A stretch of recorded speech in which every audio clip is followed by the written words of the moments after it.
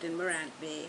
However, when you were at St. Andrew, I take it that you lived in Kingston. Yes, I lived in Kingston for 10 years. You know, my father died when I was 2 and a half. So my mother and auntie brought me up, and I was the life and light of their life. So they couldn't bear the thought of sending me to boarding school. So we moved to Kingston for the time for me to go to St. Andrew. When I got there, St. Andrew, the office was the old home, Cecilia Lodge. I think it still is, of the Lindos. And we went through the period where we were Cecilia Lodge, then St. Andrew, then St. Andrew High School.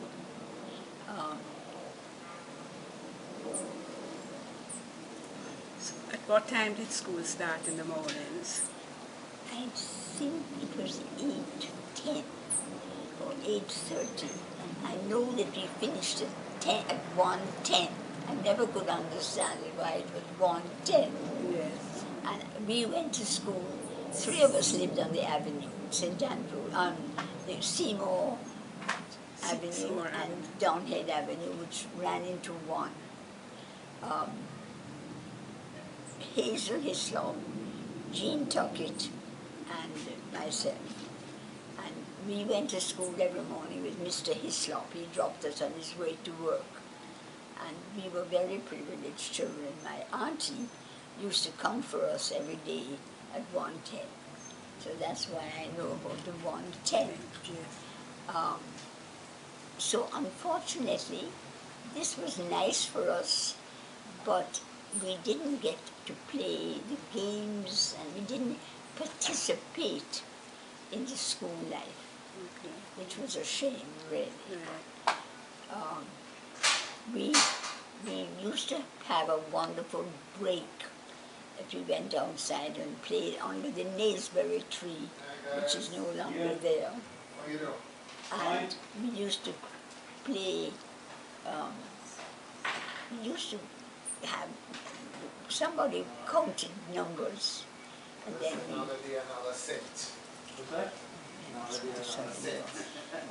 we walked up and touched them. Hi guys. And being interviewed. That's all right.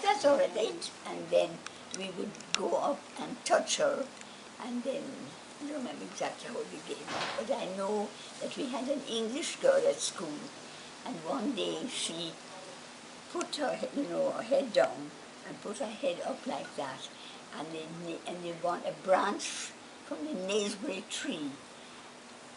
The arm took out her eye. Oh no! It was such a terrible thing. We were in such a state because it happened right in front of us. Right.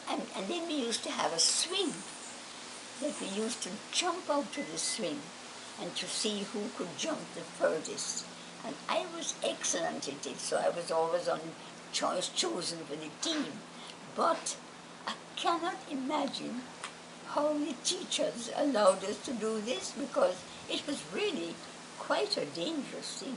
We'd swing high as we could swing, and then jump out and see where we fell, where we marked. What was your favorite school subject at St. Andrew? Literature. I love literature. And you remember the books that you used? Oh, my dear, you won't believe this story. Because my dear Miss, she was Miss Bailey. No, she wasn't Miss Bailey, stop that. She was Miss, oh gosh, Gray, Nora Gray, who was not really a very popular lady, but she and I got along very well. And she taught me to read all the classics. I read them all, Ivanhoe, all the good names. Yes. And she taught me to write them down. And I have a list of the books that I have read since 1933. That's very interesting. Yeah. 1932. I have it's all here. I have a list of every book I've read since 1932. So which one is your favorite book? I don't think I can have a favorite book out too of many all of them. these years. I've had too many, you know. Yeah. And the other day I went back and read Ivanhoe, and it seems so strange to the way you read the books are written today. But I read a lot, and I enjoy what I read. Some are better class than others, some are light, some are a little heavy.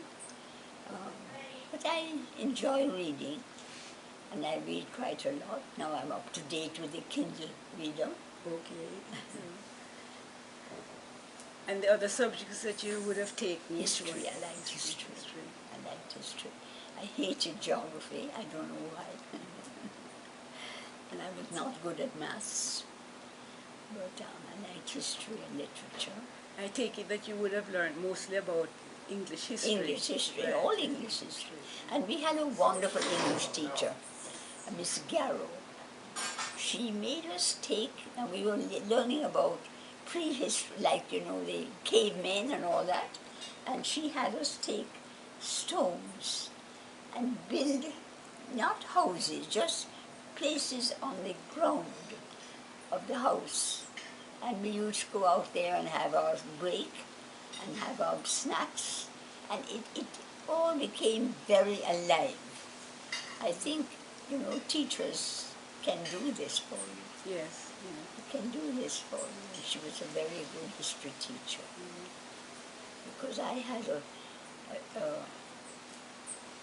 drawing, we used to call it drawing teacher, who was superb, because I really couldn't draw, and I passed drawing in senior Cambridge, and it was really that she just taught me how to draw. This, So the subjects that you took at senior Cambridge would have been English language, English literature. yes. Well, we had to take maths, you know. Math. Okay. We had to take maths, I think. History. I don't remember what they were, history. And of course we did, Would you have done Spanish or French? I did French. Yes, I did French. In those days, you know, we weren't offered Spanish. In my early day, we were done only French, which was a pity. Yes. Do you remember any French that you learned? Not really. We had a very good French teacher. I mean, she and I didn't get along so well, but she was a very good French teacher. And we learned to read. I could read French, but I never was able to speak it. I think it was the way that it was taught. I think so. Because... Though I think she tried to teach us to speak it, you know, but we were not very good at it. I really... Who was the principal at that time at St. Andrew? Would have been Miss Miss Garcia. Garcia. Miss Garcia was there until I left in '33. And I wanted to tell you that one year, I don't remember which year, we were told to wear black stockings, white stockings and black shoes. And we rebelled. None of us did it. And Miss Garcia complained but didn't do anything. Then she went on leave. And Miss Stockhausen was the acting principal. And she got up the morning in prayers. In prayers, and said, tomorrow morning, every one of you wear white stockings and black shoes. And everyone wore white stockings and black shoes, except me. I decided I wasn't going to do it.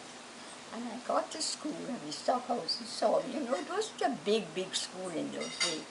Miss Stockhausen took one look at my stockings and sent me home. And of course I came back in white stockings.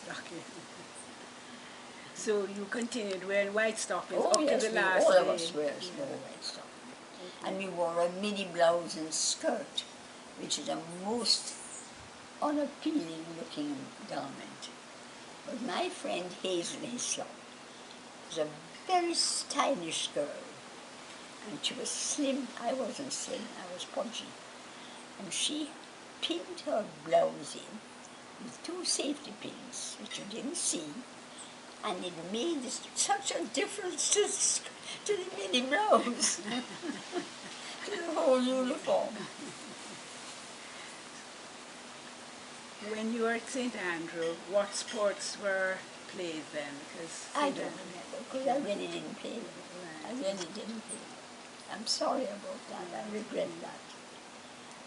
And right now, what we find is that they have extracurricular activities at St. Andrew. I wonder if at that time they would have any other activities after school. I know you said that you never Yes, I did, think they did. Yeah. I think they did.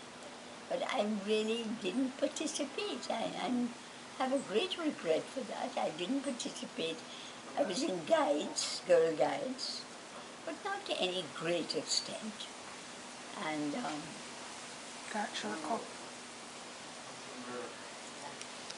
I remember reading an article in the museum that they say that the first guide group that was formed at St. Andrew High School. So you must have been in that particular group. I think by that time I had left, you know. You don't think so? So you said you were in guides. guides. In Yes. the guides. Yes. Yes, I thought you meant I was a leader. No, the guides, Yes, yes. I must have been. But somehow I don't know why. I never got really involved in guides in school. Right. After I left school, I've been in guides for I don't know how many years, and now just recently given it up, but I was the commissioner of St. Thomas. Well, we've come to the end of part 1, so we're looking forward to hear what you did when you left St. Andrew High School in part 2.